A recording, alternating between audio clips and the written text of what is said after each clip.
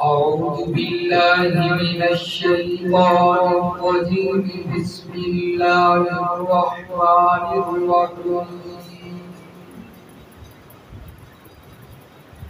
ضرب لكم مثلا من أنفسكم بیان کرتا ہے اللہ تبارک و تعالی تمہارے لیے ایک مثال تمہارے نفسوں میں سے تمہاری جانوں میں سے هل لكم مما ملكت أيمانكم من شركاء کیا تمہارے لیے وہ لوگ جن کے تمہارے دائیں ہاتھ مالک ہیں تمہارے غلاموں میں سے کیا تمہارا شریک ہو سکتا ہے اس روزی کے اندر جو ہم نے تم کو دی ہے وَأَنْتُمْ فِيهِ سَوَاءٌ بس تم اس میں ان کے برابر ہو جاؤ تَخَافُونَهُمْ كَخِيفَتِكُمْ أَنفُسَكُمْ تم ڈرتے ہو ان کے بارے میں جیسا کہ تم اپنے درمیان آپس میں ایک دوسرے سے ڈرتے ہو كَذَلِكَ نُفَصِّلُ الْآيَاتِ لِقَوْمٍ يَعْقِلُونَ اسی طرح ہم بیان کرتے ہیں نشانیاں اس قوم کے لیے جو عقل رکھتی ہے بل اتبع الذين ظلموا أهواءهم بغير علم بلکہ اتباع کی ان لوگوں نے جنہوں نے ظلم کیا شرک کیا اپنی خواہشات کی بغیر علم کے بغیر دلیل کے فَمَن يَهْدِي مَنْ أَضَلَّ اللَّهُ بس جس بندے کو جو بندہ ہدایت یافتہ ہو جائے جس بندے کو ہدایت مل جائے بس کون ہے اس بندے کو راہ راست پر لانے والا جس کو اللہ گمراہ قرار دے جس کو اللہ تعالیٰ گمراہ قرار دے دے اسے کوئی ہدایت پر لانے والا نہیں وَمَا لَهُم مِّن نَاصِرِينَ اور نہ ہی ان کے لیے کوئی مددگار ہے سبحان ربک رب العزة عما يصفون وسلام على المرسلين والحمد لله رب العالمين اللهم صل على محمد وعلى آل محمد كما صليت على إبراهيم وعلى آل إبراهيم إنك حميد مجيد اللهم بارك على محمد وعلى آل محمد كما باركت على إبراهيم وعلى آل إبراهيم إنك حميد مجيد سورۃ الروم کی آیت نمبر 28 اور آیت نمبر 29 کی تلاوت کی گئی ہے چاچا بشیر وہ پکا بند کر دے تو وہ پکا نہیں ہوتا ہے اسپیکر کے نال ہی پر پکا بند کر دے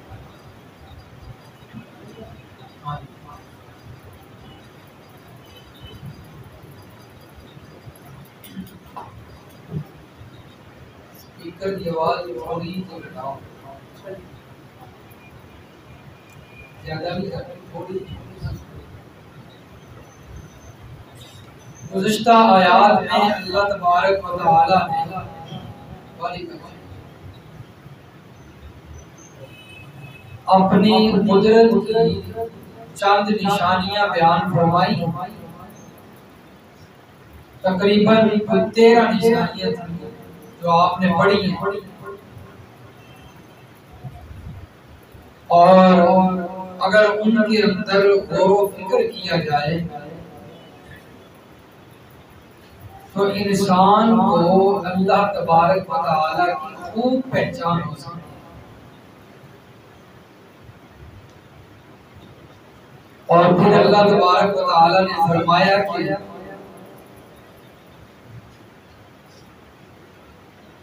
تمام کائنات کا جو نظام ہے وہ اللہ کے کنٹرول میں ہے اور تمام مخلوقات اس کے حکم کی پابند ہے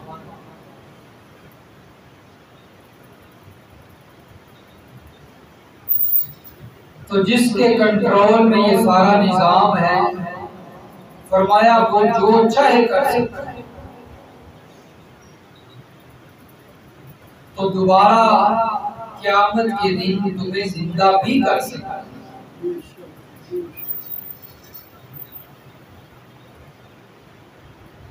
اب اللہ تبارک و تعالی نے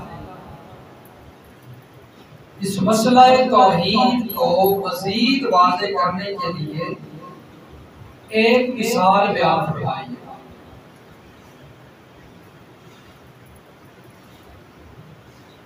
فرمایا کہ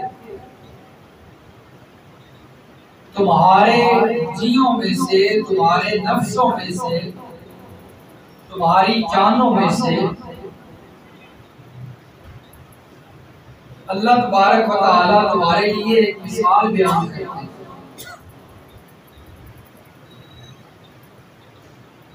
انفسکم یہ نفس کی جمع ہے نفس کہتے ہیں جان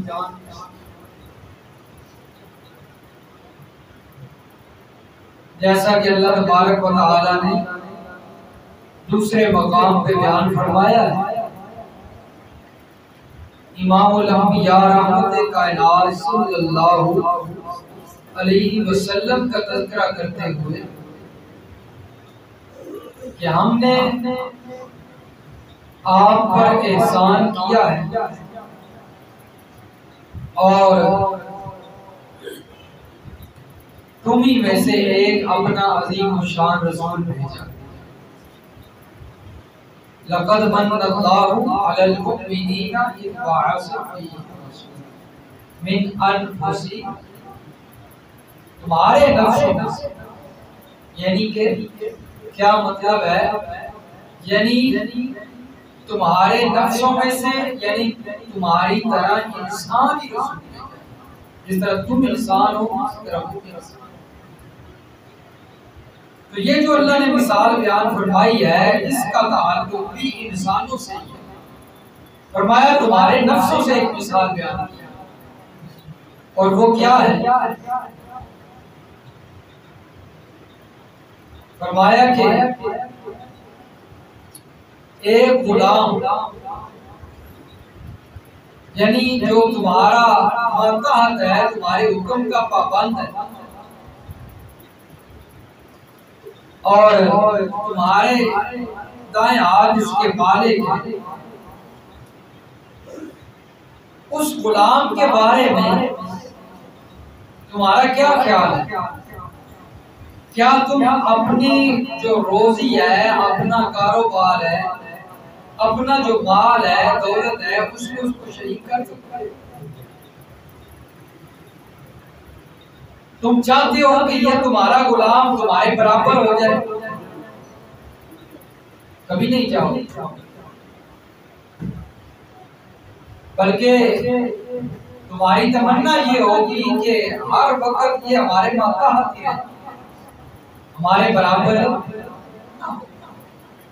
تخافونہم کخیفتکم انفسکم، جیسا کہ تم ایک دوسرے کے درمیان آپس میں ڈرتے ہو۔ جب کوئی بندہ مالدار ہوتا ہے تو اس وقت وہ اس بات سے ہر وقت ڈرتا رہتا ہے کہ میرا فلاں کوئی دوسرا دوست یا کوئی دوسرا بندہ جو ہے یہ میری طرح مالدار نہ بن جائے، ہر وقت ڈرتا رہتا ہے۔ دو دکانیں ہو نا آمنے سامنے، دونوں کریانے والی، ایک کا نظام خوب چلتا صحیح، اس کے پاس گاہک ہو، اور دوسرا بیچارہ کمزور ہو اس لحاظ سے اس کے پاس گاہک کم آتا۔ اب جس کا نظام چل رہا ہے، جس کے پاس گاہک بہت زیادہ آئے، اس کو ہر وقت دل میں یہ خطرہ رہتا ہے کہ کہیں اس کے پاس بھی میری طرح گاہک نہ شروع ہو جائے، یہ میرے برابر نہ ہو جائے، رہتا ہے کہ نہیں رہتا؟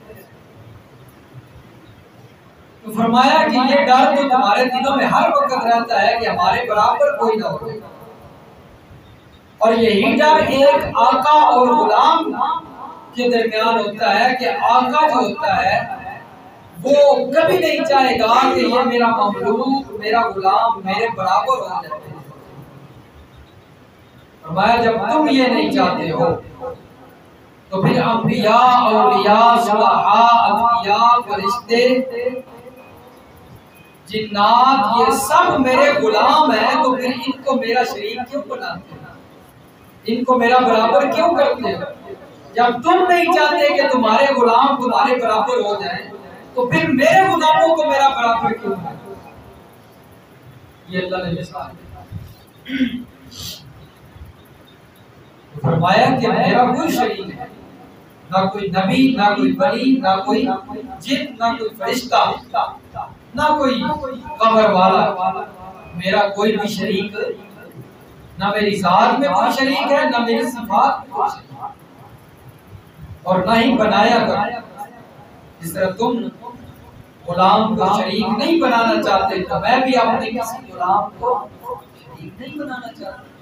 یہ سارے میرے غلام ہیں، سارے میرے ماتحت ہیں۔ اللہ فرماتے ہیں یہ ساری کائنات میری مملوک ہے، میں مالک، تو پھر اس کو میرا مالک کا جو درجہ ہے وہ اس کو نہ دو۔ کسی نبی کو میری جو مالکیت والا درجہ ہے وہ اختیارات میں نے سارے اپنے پاس رکھا، نفع نقصان کا مالک میں ہوں، اولاد دینے والا میں ہوں، رزق کے خزانے میرے پاس، روزی کے خزانے میرے پاس، برکت کے خزانے میرے پاس۔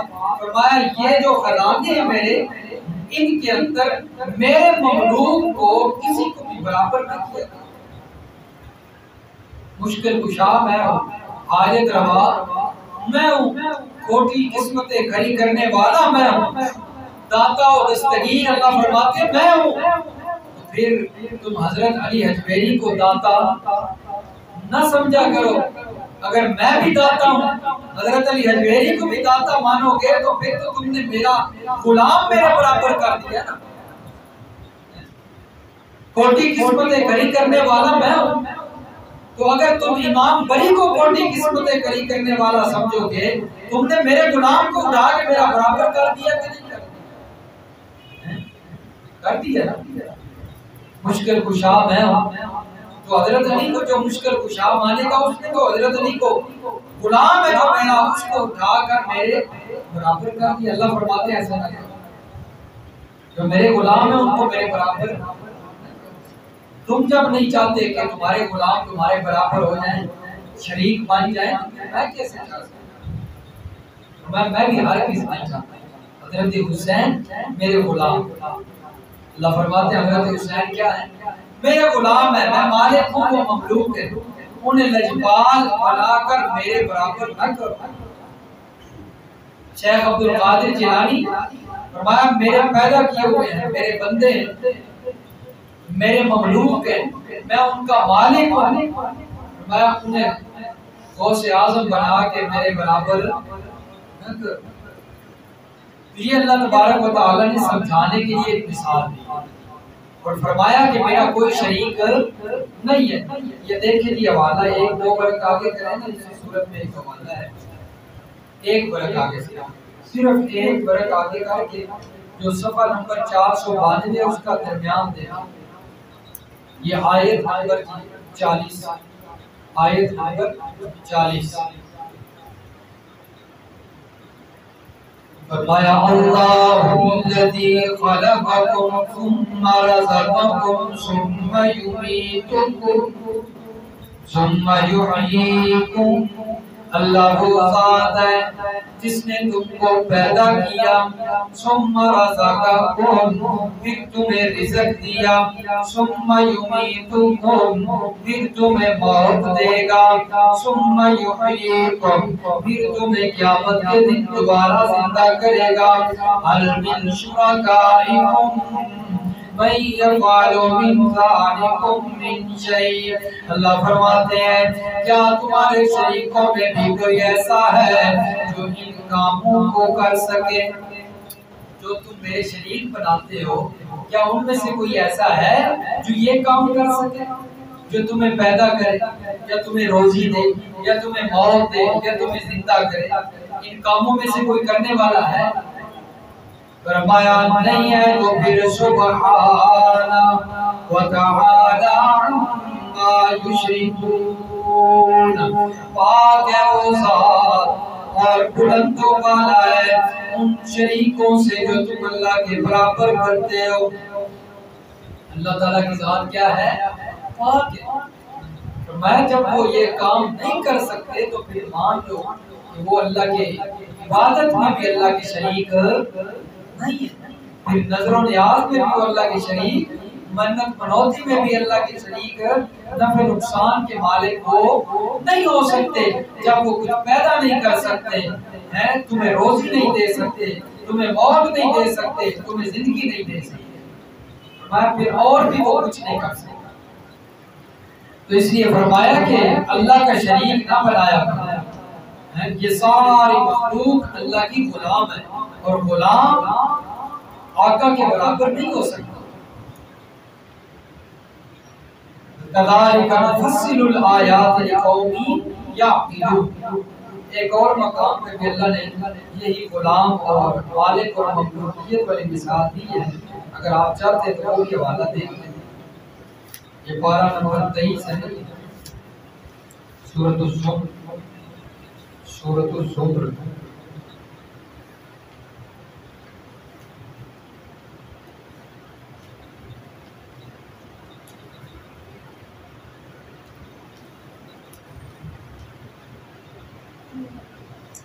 یہ صفحہ نمبر 555 ہے، صفحہ 555۔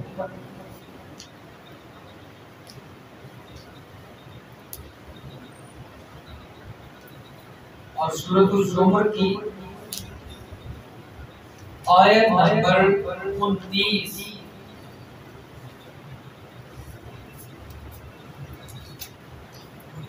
ضرب اللہ مثلا رجلا فیہ شرکاء، اللہ تعالیٰ نے ایک مثال بیان فرمائی کہ ایک شخص غلام ہے جس میں کئی ساتھی ہیں، کئی شرکاء ہیں، متشاکسون ورجلا صدقا لرجل، باہم رضامندی بھی ہو۔ فرمایا اور ایک شخص ایسا ہے کہ وہ پورے کا پورا ایک ہی شخص کا غلام ہے، کیا یہ دونوں برابر ہو سکتے ہیں؟ کیا مطلب؟ یعنی دو بندے ہیں دونوں غلام ہیں دونوں کیا؟ غلام۔ ایک غلام ایسا ہے کہ جس کے مالک کئی ہیں، جس کے مالک کئی ہیں، اور ایک غلام ایسا ہے کہ جس کا مالک ایک ہے۔ اللہ فرماتے ہیں ذرا تم بتلاؤ یہ دونوں برابر ہو سکتے ہیں؟ برابر ہو سکتے ہیں؟ ان میں سے بہتر کون ہے؟ جس کا مالک ایک ہے. اللہ فرماتے ہیں یہ موحد اور مشرک کی مثال ہے. مشرک اس نے کئی مالک بنائے ہوئے ہیں. وہ حضرت علی حجویری کو بھی اپنا مالک سمجھتا ہے, امام بری کو بھی اپنا مالک سمجھتا ہے, وہ بکی شریف والوں کو بھی اپنا مالک سمجھتا ہے, وہ نوشو باغ میں بھی جاتا ہے انہیں بھی اپنا مالک سمجھتا ہے, وہ قدر شریف میں بھی جاتا ہے اسے بھی اپنا مالک سمجھتا ہے, وہ حضرت علی حجویری کو بھی اپنا مالک, حضرت علی رضی اللہ تعالیٰ عنہ کو بھی اپنا مالک سمجھتا ہے. لیکن ایک بندہ ایسا ہے جو کہتا ہے میرا مالک صرف کون ہے. اب آپ بتائیں فیصلہ کریں ان دونوں میں سے بہتر کون.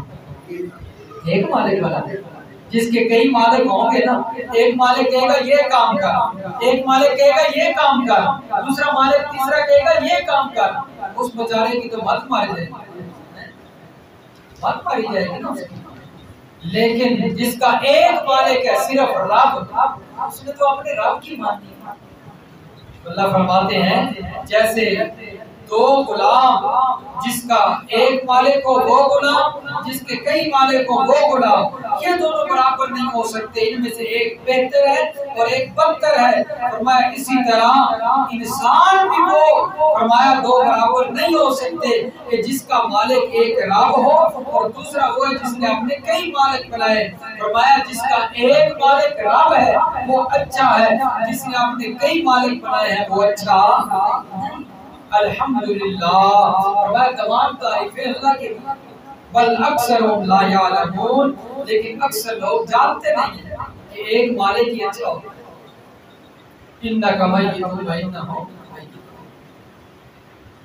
تو فرمایا کہ ایک اللہ کی عبادت وہی اصل عبادت ہے اور وہی انسان کے لیے بہتر ہے. بل اتبع الذین ظلموا اهواءهم بغیر علم. اب اللہ تبارک و تعالیٰ نے اتنی وضاحت سے مسئلہ سمجھا دیا. پہلے اللہ نے نشانیاں بیان کی, دلائل بیان کیا, پھر اللہ نے مثال بیان کیا. فرمایا اب بھی جو بندہ مسئلہ نہیں مانتا, اب بھی جس کو مسئلہ سمجھ نہیں آتا, اب بھی جو بندہ قبروں کو چاٹنے پر مجبور ہے, قبروں پہ جانے کے لیے مجبور ہے, اب بھی جو بندہ قبروں کی پوجا نہیں چھوڑتا, فرمایا بل اتبع الذین ظلموا اهواءهم بغیر علم. ایسا بندہ بغیر دلیل کے اپنی خواہشات کی پیروی کرنے والا, اس کے بعد کوئی دلیل نہیں, اس کے بعد کوئی دلیل نہیں. اب جو قبروں پہ چادریں چڑھاتے ہیں, قبروں پہ جاتے ہیں, نظریں نیازیں دیتے ہیں, ان سے پوچھو دلیل ہے کوئی تمہارے پاس؟ کوئی دلیل نہیں. قرآن کی کوئی دلیل ان کے پاس نہیں. ہاں عقلی ڈھکوسلے ضرور ہوں گے, قرآن کی دلیل نہیں ہوگی, عقلی ڈھکوسلے ہوں گے. فرمایا یہ بغیر دلیل کے اپنی خواہش کی اتباع کرتا, اس کے پاس کوئی دلیل نہیں ہے. فَمَن يَهْدِ مَنْ أَضَلَّ اللَّهُ. فرمایا جس کے حق میں اللہ تعالیٰ نے گمراہی کا فیصلہ کر دیا ہے, گمراہی جس کے حق میں قرار پائی ہے, اسے کون ہے جو ہدایت دے؟ اسے کوئی ہدایت نہیں دے سکتے. فَمَا لَهُم مِّن نَاصِرِينَ. اب دیکھیں یہ حوالہ دیکھیں سورۃ نساء کی آیت نمبر 112 کی.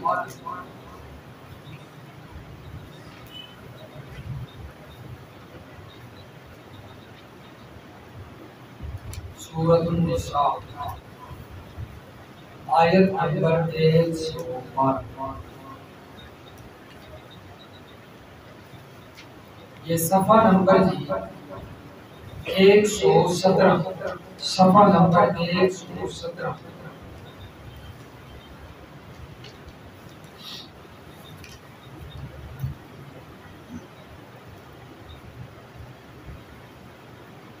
اس کی آیت نمبر 115 نکالیں, یہ اگلا صفحہ نکالیں 118, اس کی آیت نمبر 115. سورۃ النساء کی آیت نمبر 115 اور صفحہ 118, 12 نمبر 5.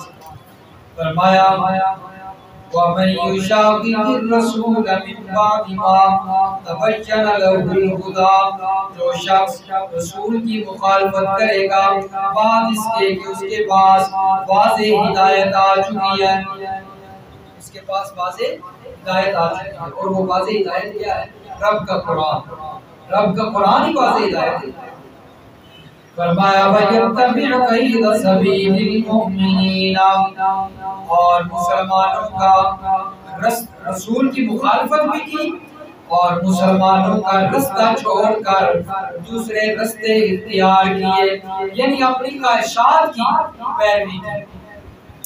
نُوَلِّهِ مَا تَوَلَّى وَنُصْلِهِ جَهَنَّمَ، اللہ فرماتے ہیں ہم اس کو جو کچھ وہ کرتا ہے کرنے دیں گے اور اسے ہم جہنم میں داخل کریں گے۔ اسے ہم کہاں داخل کریں گے؟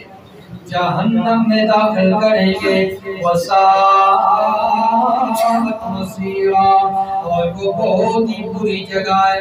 جس نے اپنی خواہشات کی پیروی کی اور رسول کی مخالفت کی، ایمان والوں کی مخالفت کی، واضح ہدایت آ جانے کے بعد، واضح دلیل آ جانے کے بعد، قرآن آ جانے کے بعد جس نے فرمایا رستہ چھوڑ دیا، اپنی خواہشات کی پیروی کی، اللہ فرماتے ہیں پھر ہم اسی کام پر اسے لگائے رکھتے ہیں اور قیامت کے دن ہم اسے کہاں داخل کریں گے؟ جہنم میں داخل کریں گے۔ اور آگے اللہ نے کیا فرمایا؟ فرمایا ان اللہ لا یغفر ان یشرک بہ، بے شک اللہ تعالی نہیں معاف کریں گے کس چیز کو؟ فرمایا جو اللہ کے ساتھ کسی کو شریک بنائے گا، شرک والا گناہ اللہ معاف نہیں کریں گے۔ وَيَغْفِرُ مَا دُونَ ذَلِكَ لِمَن يَشَاءُ، اور فرمایا جو بندہ شرک کو چھوڑ کر اور گناہ کرے گا اگر اللہ تعالیٰ چاہیں گے تو معاف فرما دیں گے، لیکن شرک والا گناہ معاف نہیں ہوگا۔ وَمَن يُشْرِكْ بِاللَّهِ، جو بندہ اللہ تعالیٰ کے ساتھ کسی کو شریک کرتا ہے، برابر کرتا ہے، کسی غلام کو اس کے آقا کے برابر بناتا ہے، فَقَدْ ضَلَّ ضَلَالًا بَعِيدًا، اللہ فرماتے ہیں یہ دور کی گمراہی میں ہے۔ یہ کیا ہے؟ دور کی گمراہی میں ہے۔ فرمایا مسجود اللہ کی ذات ہے، مسجود سجدے کے لائق کون ہے؟ اللہ کی ذات ہے، یہ کسی اور کے سامنے بھی سجدے کرتا ہے۔ فرمایا یہ دور کی گمراہی میں پڑا ہوا ہے، اس نے شرک کیا ہے، اس نے سجدے کے اندر، سجدے مسجود ہونے والی صفت کے اندر اللہ کا کسی اور مخلوق کو شریک بنایا ہے۔ فرمایا اس گناہ کی معافی نہیں، اس گناہ کی معافی اور جو بھی اللہ چاہے کہ معاف کر دے، لیکن شرک والے گناہ کی اللہ تعالیٰ فرماتے ہیں ہمارے پاس کوئی معافی نہیں۔ اسی طرح اللہ تعالیٰ نے سورۃ النجم کی آیت نمبر 23 میں بھی اسی بات کا تذکرہ کیا۔ آیت نمبر 23 سورۃ النجم پارہ نمبر 27۔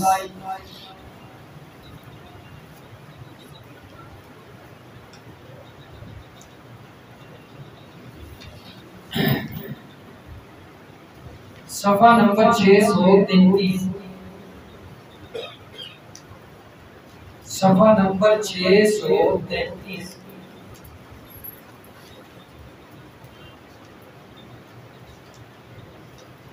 اور سورۃ النجم کی آیت نمبر 23، فرمایا ان ہی الا اسماء سمیتموها انتم وآباؤکم، فرمایا یہ جو معبودان باطل ہیں یہ صرف نام ہے، یہ صرف کیا ہے؟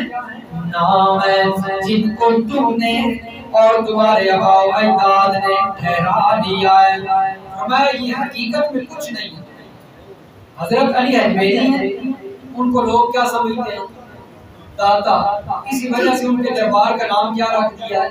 داتا دربار۔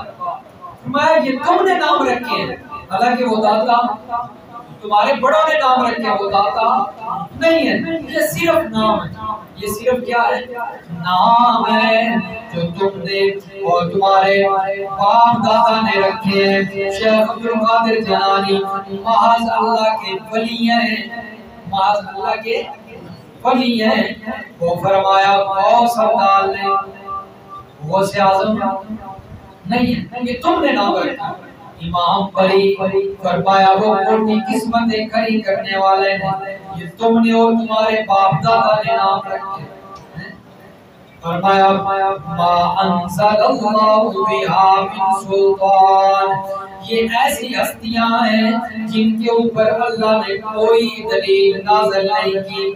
اللہ نے کوئی دلیل نازل تم نے بنائے ہیں. اللہ نے تو نہیں کہا کہ حضرت علی میری داتا ہے. اللہ نے تو نہیں کہا امام بری کوٹی قسمتیں کھڑی کرتے ہیں. اللہ نے تو نہیں بتایا. پورا قرآن پڑھیے کس جگہ پہ لکھا ہے. اگر یہ دین ہوتا، اگر یہ ضروری ہوتا تو پھر اللہ قرآن میں بیان تو کرتے، دلیل تو دیتے. اللہ نے نہیں کہا. فرمایا اللہ نے کوئی دلیل نازل نہیں کی. یتبعون الا الظن، فرمایا جو لوگ ان کی پوجا کرتے ہیں، ان کی عبادت کرتے ہیں، فرمایا یہ محض بے اصل خیالات کی اتباع کرتے ہیں. وما تهوى الانفس، اور اپنے نفسانی خواہشات پر چلتے ہیں. وَلَقَدْ جَاءَهُم مِّن رَّبِّهِمُ الْهُدَىٰ، حالانکہ ان کے پاس ان کے رب کی جانب سے رسول کے واسطہ سے ہدایت آ چکی ہے. ان کے پاس ہدایت آ چکی ہے. اور وہ کس کی صورت میں آئی ہے جی؟ قرآن کی صورت. اس صورت میں آئی ہے رسول کے واسطہ سے قرآن کی صورت میں. یعنی اللہ رسول پر وہی بھیجتے رہے اور اللہ کے رسول نے ہم تک وہ ٹھیک پہنچا اور وہ رب کا قرآن. اور میں ہدایت آگ جانے کے بعد بھی یہ اپنے نفسانی خواہشات کی پیروی کرتے ہیں. تو اس لیے فرمایا یہ جو لوگ شرک کرتے ہیں ظالم لوگ ہیں، انہوں نے اپنی خواہشات کی پیروی کی ہے اور پیروی بھی بغیر دلیل کے کی. ہوتا ہے نا کوئی دلیل ہو، عقل مند بنتا ہے نا، عقل مند بندہ جب بھی وہ کوئی کام کرے گا یا اس کے سامنے کوئی معاملہ پیش کیا جائے، کوئی مدعا پیش کیا جائے گا، وہ کہے گا بھائی اس پر دلیل لاؤ، اس پر کیا کرو دلیل دو. عقل مند بندہ، بے وقوف تو بغیر دلیل کے بھی اعتبار کرتا ہے. عقل مند بندہ کہے گا کہ اس پر دلیل لاؤ. اور یہ جو مشرک نہ کوئی دلیل، کوئی ان کے پاس کوئی دلیل کوئی بغیر دلیل کے آنکھیں بند کر کے جو ہے مولویوں کی باتیں سن کر جو ہے قبریں چاٹ، کوئی جناب نیازیں پیش کر رہا ہے، کوئی نظریں دے رہا ہے، کوئی چڑھاوے چڑھا رہا ہے، کوئی چادریں دے رہا ہے، کیا کیا کر رہے ہیں بغیر دلیل کے سب کچھ کر. اس لیے میرے دوستو کوئی مولوی کوئی بات کرتا ہے اس کو آنکھیں بند کر کے اس کی بات نہ مانا کریں. اسے کہیں جو بات کی ہے اس پر دلیل ہے، جو بات کی ہے اس پر کیا دے. مولوی کا احترام اپنی جگہ ہے، ہم بھی مولوی کا احترام ضروری ہے. ایک عالم جو ہے جس نے قرآن و حدیث کا علم حاصل کیا ہے اس کا احترام ضروری ہے. لیکن میرے دوستو احترام اپنی جگہ ہے، اس کی کوئی بات بھی ہے اس پر دلیل مانگنا آپ پر ضروری ہے، آپ کا حق ہے. اسے کہیں جو آپ نے بات کی ہے مولوی صاحب اس پر دلیل بڑے مہذب طریقے سے معذرت کے ساتھ جو بھی آپ نے بات کی اس پر دلیل چاہیے، دلیل مانگیے. آنکھیں بند کر اس پر نہ چل پڑے. فرمایا وما لهم من ناصرین، جو لوگ یہ کام کرتے ہیں کہ اپنی خواہشات کی پیروی کرتے ہیں، قیامت والے دن کے لیے کوئی مددگار نہیں ہوگا، ان کو کوئی بچانے والا نہیں ہوگا. فرمایا جتنے بھی انہوں نے آپ مددگار بنائے ہوئے ہیں قیامت والے دن یہ سارے گم ہو جائیں گے، سارے گم ہو جائیں گے، کوئی انہیں بچانے والا نہیں ہوگا. نہ حضرت علی وہاں پر انہیں بچائیں گے، نہ حضرت علی اجمیری، نہ حضرت حسین، نہ کوئی اور ولی اللہ کا، نہ کوئی صحابی، نہ کوئی رسول اللہ کا، کوئی بھی انہیں بچانے والا نہیں ہوگا. فرمایا وَاتَّقُوا يَوْمًا لَا تَجْزِي نَفْسٌ عَن نَفْسٍ شَيْئًا، ڈرو اس دن سے جس میں کوئی نفس دوسرے نفس کے کام نہیں آئے گی. وَلَا يُقْبَلُ مِنْهَا شَفَاعَةٌ، اور نہ ہی اس وقت کوئی سفارش. ان مشرکوں کے حق میں تو بالکل سفارش نہیں ہوگی. ایمان والوں کے حق میں ایمان والے سفارش کریں گے، لیکن وہ بھی کس کی اجازت سے؟ اللہ کی اجازت سے. اللہ اجازت دیں گے تو کریں گے، جب اللہ نے اجازت ہی نہیں دینی تو پھر کیسے سفارش کریں؟ اللہ سمجھ آسے.